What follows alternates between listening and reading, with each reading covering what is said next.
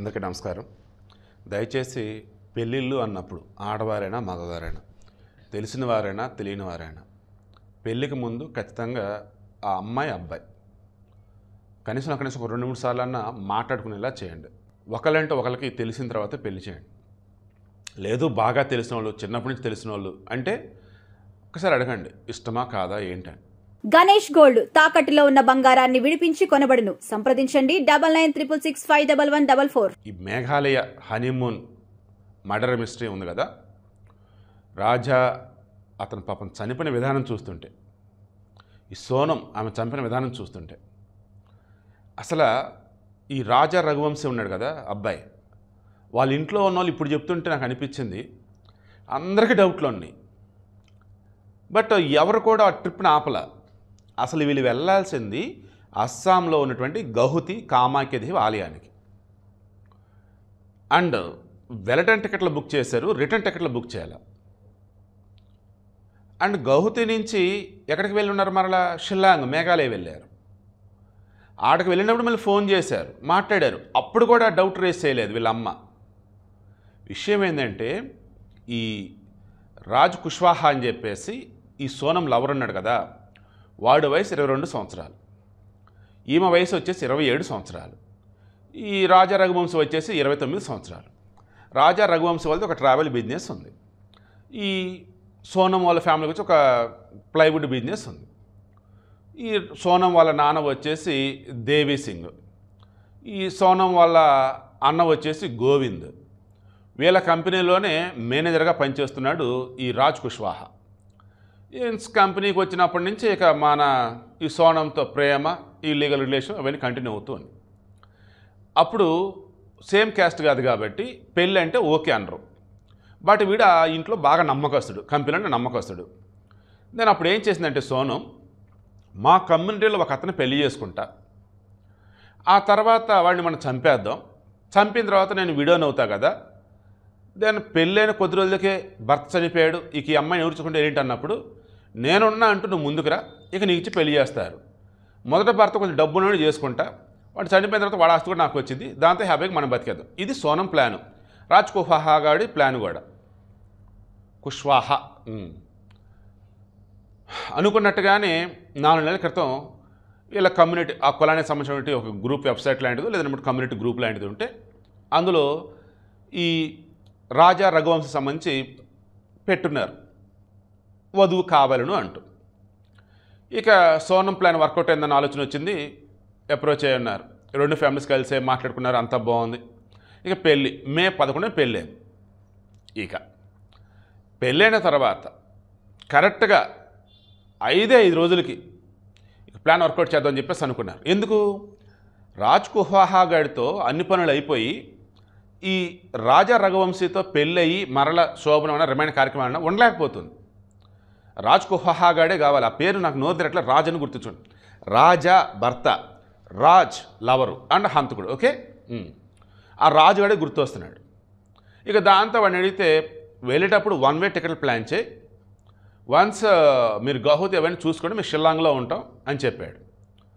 ఎగ్జాక్ట్గా గౌహతి వెళ్ళారు, అక్కడి నుంచేసి షిల్లాంగ్ వెళ్ళారు. దీనికన్నా ముందు డౌట్ రావాల్సింది, ఈ అమ్మాయి వాళ్ళ ఇంటి దగ్గర ఉంది, ఇతను వచ్చేసి వీళ్ళ ఇంట్లో ఉన్నాడు.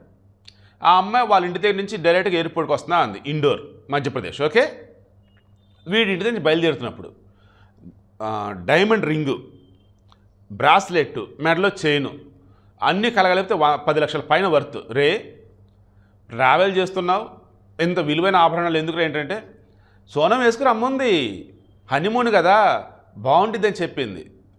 అది డౌట్ వచ్చింది. విపుల్ సింగ్ అని చెప్పేసి ఈ రాజా రఘువంశీ ఉన్నాడు కదా, ఆ విపులే ఈ రాజుల తమ్ముడు విపుల్. అతను వచ్చి ఏం చెప్తున్నాడు తెలుసా, మేము అడిగాము, వాళ్ళ అమ్మ కూడా చెప్తుంది, వాళ్ళ అమ్మ పేరు ఉమా. 1 వే ఏంట్రా, రిటర్న్ రావాలి కదా అంటే, సరదాగా అటు ఇటు తిరుగుదని చెప్పేసింది.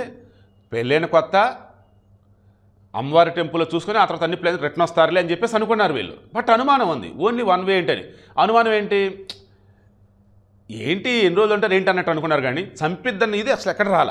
తర్వాత ఈ బంగారం డైమండ్ రింగ్ అన్నారు, అప్పుడు లిటిల్ బిట్ అనుమానం వచ్చినా ఏమంత అనిపించలా. వచ్చాడు, గౌహతి దిగి ఉన్నారు, ఎయిర్పోర్ట్లో కలిశారు.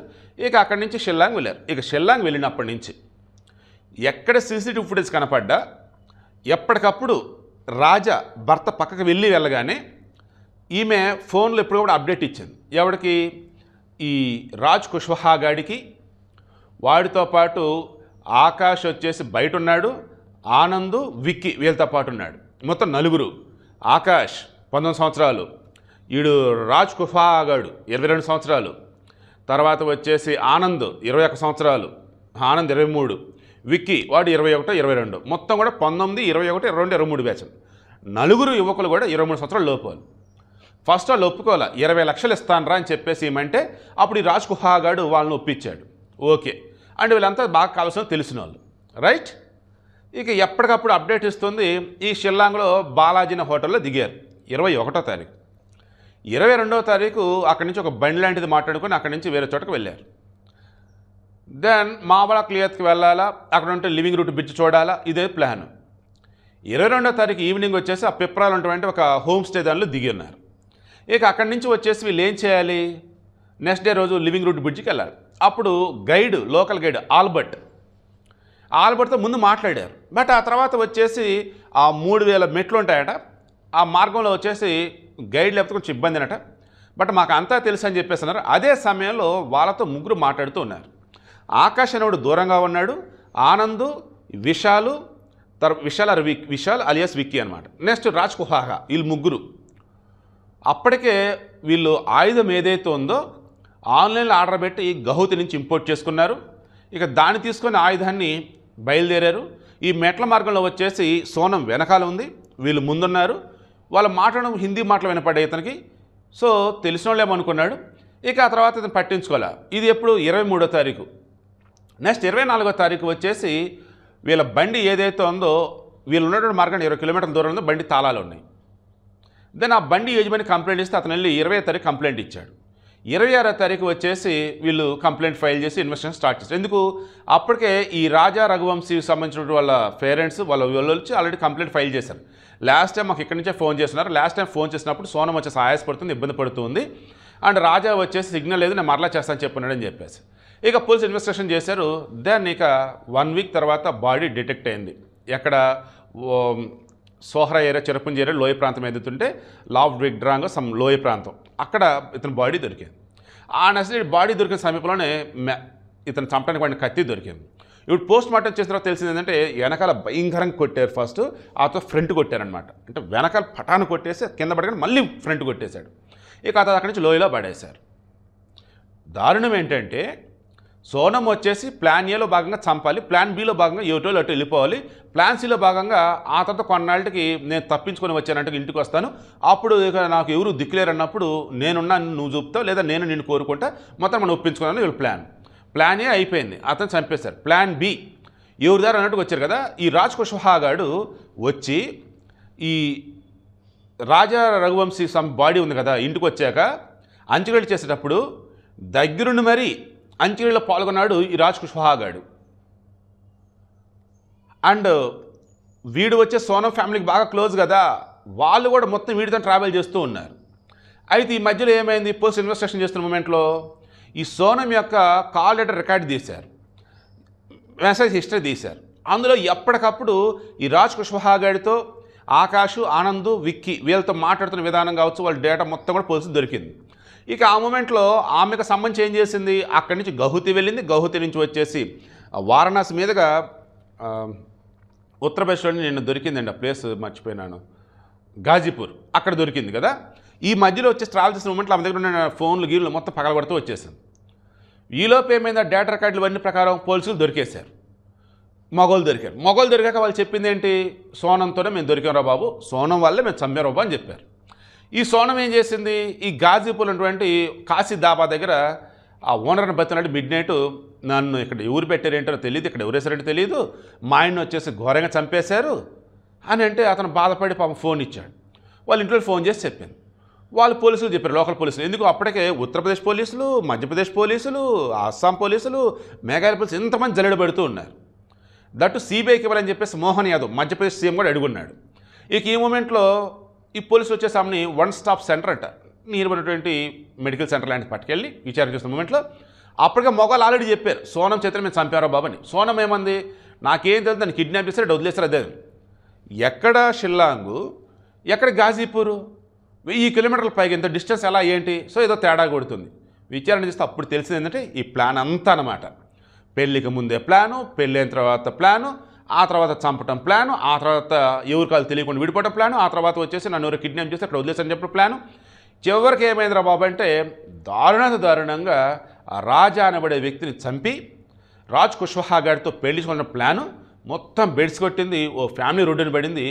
ఇప్పటికీ ఈ సోనం యొక్క పేరెంట్స్ ఉన్నారే, మా అమ్మాయి అమాయకురాలు, మా అమ్మాయిని ఎవరో ఏదో చేశారంటారు. ఇక్కడ వచ్చేసి ఆల్రెడీ ఈమెకి రాజ్ కుష్వాహా గారికి రిలేషన్ ఉందనే విషయం ఇంట్లో తెలుసా? నెంబర్ 2, ఆల్రెడీ వాడితో నువ్వు రిలేషన్లో ఉన్నప్పుడు పెళ్ళి ఎందుకు చేసుకున్నావు? నెంబర్ 3, చంపాలన్న ప్లాన్ ఎవరిది? నెంబర్ 4, అసలు అక్కడికి వెళ్ళి చంపాలన్న ప్లాన్ ఎందుకు? నెంబర్ 5, ఫైనల్లీ ఇప్పటికైనా సరే మొత్తం నిజం చెప్తున్నారా లేదా? ఇవన్నీ కూడా విచారణ చేస్తున్నారు. దాని ఏమంటారంటే ట్రాన్సిట్ కస్టడీ అంటారు. ఈ రాష్ట్రం నుంచి ఇన్వెస్టిగేషన్ చేస్తుంది మేఘాలయ వాళ్ళు. సో ఆ రాష్ట్ర పోలీసుకు ఆల్రెడీ అప్పచెప్పారు. మగవాళ్ళు ఆడవాళ్ళు మొత్తం ఇప్పుడు మేఘాలయలోనే ఉన్నారు. విచారణ ఆల్రెడీ జరుగుతుంది. ఫైనల్ అప్డేట్ అన్న ఉంది అన్నప్పుడు వీళ్ళకి ఏ శిక్ష పడిద్ది ఏంటి అనేది అప్డేట్ తప్ప ఇక వేరేదైతే ఉండదని నాకు అనిపిస్తుంది. బట్ సోనం విషయంలో మాత్రం కొంచెం ఈ రాజా రఘువంశీ ఫ్యామిలీ ఆలోచించిన రాజా బతికేవాడు. బట్ తెలిసి ఏం కాదు అసలు నెగిటివ్ ఆలోచన రాకపోయింది పాప. కొత్తగా పెళ్ళిన వాళ్ళని అదే చంపేసింది పాప మనవాడిని.